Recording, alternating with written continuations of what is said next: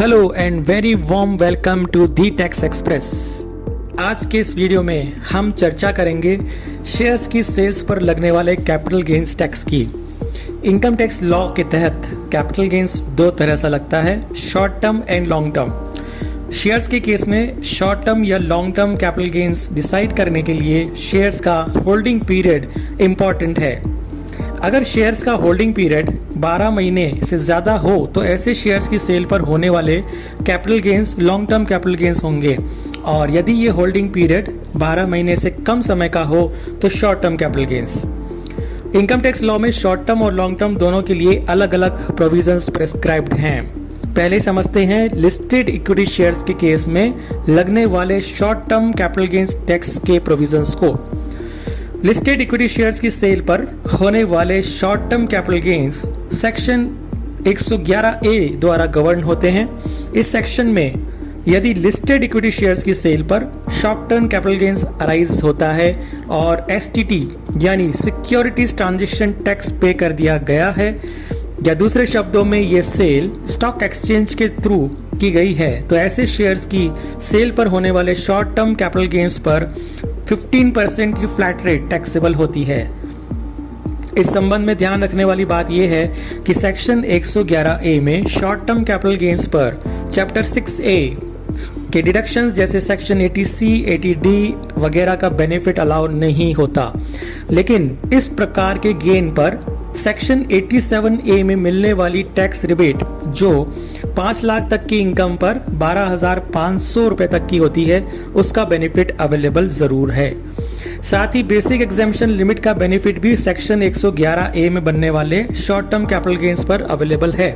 कहने का मतलब ये है कि अगर आपकी सेक्शन 111A में बनने वाले शॉर्ट टर्म कैपिटल गेन्स को छोड़कर अन्य इनकम बेसिक एग्जेम्पशन लिमिट यानी 2.5 लाख रुपए से कम है, तो जितने अमाउंट से आपकी अदर इनकम इस बेसिक एग्जेम्पशन लिमिट से कम है, उतने अमाउंट से सेक्शन 111A में बनने वाले शॉर्ट टर्म कैपिटल गेन्स को रिड्यूस कर दिया जाएगा और बाकी बचे बैलेंस पर ही टैक्स रेट 15% एप्लीकेबल होगी।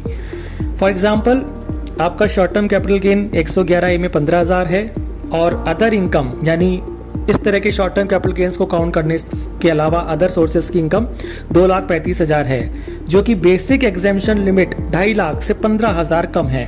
तो इस केस में सेक्शन 111A में बनने वाले शॉर्ट टर्म कैपिटल गेन्स के अमाउंट यानी 15,000 को इस डिफरेंस यानी कि 15,000 से कम कर दिया जाएगा, और अकॉर्डिंगली यहाँ पर कोई भी short term capital gains tax नहीं बना, क्योंकि पूरा अमाउंट जो शॉर्ट टर्म कैपिटल गेन्स का था वह बेसिक एग्जेम्पशन लिमिट के डिडक्शन से कवर हो गया। अब बात आती है long term capital gains tax की। यहाँ पर एप्लीकेबल सेक्शन 112 कैपिटल A है। सेक्शन 112 कैपिटल A के अंतर्गत long term capital gains on listed equity shares 1 lakh तक एग्जेम्प्ट है, यानी 1 लाख तक के लॉन्ग टर्म कैपिटल गेन्स पर कोई टैक्स अराइज नहीं होगा। 1 लाख से ऊपर के लॉन्ग टर्म कैपिटल गेन्स होने पर 10% की फ्लैट रेट टैक्स लगाई जाती है, और यहाँ पर अन्य लॉन्ग टर्म कैपिटल गेन्स पर मिलने वाला इंडेक्सेशन का बेनिफिट नहीं मिलेगा। यानी यदि लिस्टेड इक्विटी शेयर्स के सेल पर कोई long term capital gain arise होता है तो सेक्शन 112 कैपिटल A के अंतर्गत उस पर बेनिफिट ऑफ इंडेक्सेशन अलाउ नहीं है, जो कि अदर असेट्स के केस में अलाउ होता है। और यहाँ पर जैसा मैंने आपको बताया फ्लैट रेट टैक्स 10% है। इसके साथ ही ये भी ध्यान रहे कि सेक्शन 112 कैपिटल A में बनने वाले लॉन्ग टर्म कैपिटल गेन पर चैप्टर 6A जैसे कि सेक्शन 80C, 80D एक्सेट्रा का बेनिफिट अवेलेबल नहीं है, और सेक्शन 87A में मिलने वाली टैक्स रिबेट जो 12,500 रुपये तक की होती है वो भी अवेलेबल नहीं होगी।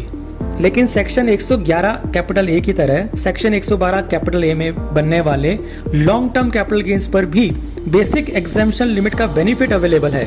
फॉर एग्जाम्पल, अगर लॉन्ग टर्म कैपिटल गेन्स को छोड़कर आपकी other income basic exemption limit से कम है, तो जितने अमाउंट से ये इनकम बेसिक एग्जेम्पशन लिमिट से कम होगी, उतने ही अमाउंट से सेक्शन 112A में बनने वाले लॉन्ग टर्म कैपिटल गेन्स को रिड्यूस कर दिया जाएगा, और बाकी बचे बैलेंस पर ही 10% की फ्लैट रेट से टैक्स लगेगा।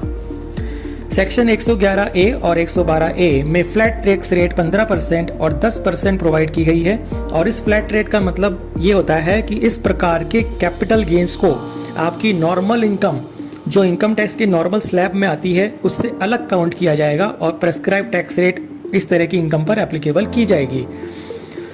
शेयर्स के केस में एप्लीकेबल इन दोनों सेक्शंस और कैपिटल गेन्स के नॉर्मल सेक्शंस में ये डिफरेंस है कि अदर देन शेयर्स किसी भी अन्य असेट पर कोई short term capital gain arise होता है तो वह आपकी नॉर्मल इनकम के साथ टैक्स कैलकुलेशन में काउंट किया जाता है, यानी उस पर नॉर्मल स्लैब रेट ही एप्लीकेबल होती है। लेकिन सेक्शन 111A में बनने वाले शॉर्ट टर्म कैपिटल गेन्स जो लिस्टेड इक्विटी शेयर्स पर होते हैं वहां पर फ्लैट रेट 15% एप्लीकेबल होती है।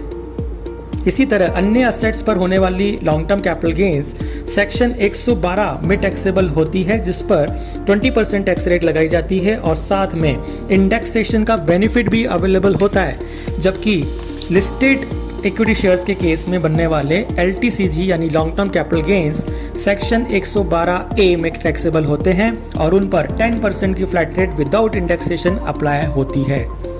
तो ये थी लिस्टेड इक्विटी शेयर्स के कैपिटल गेन टैक्स के बारे में महत्वपूर्ण जानकारी। वीडियो को लाइक शेयर करना ना भूलें और चैनल को सब्सक्राइब करके बेल आइकन प्रेस करें ताकि आपको tax related updates, query resolutions और अन्य बहुत सी इंपॉर्टेंट जानकारी और नॉलेज मिलती रहे। धन्यवाद।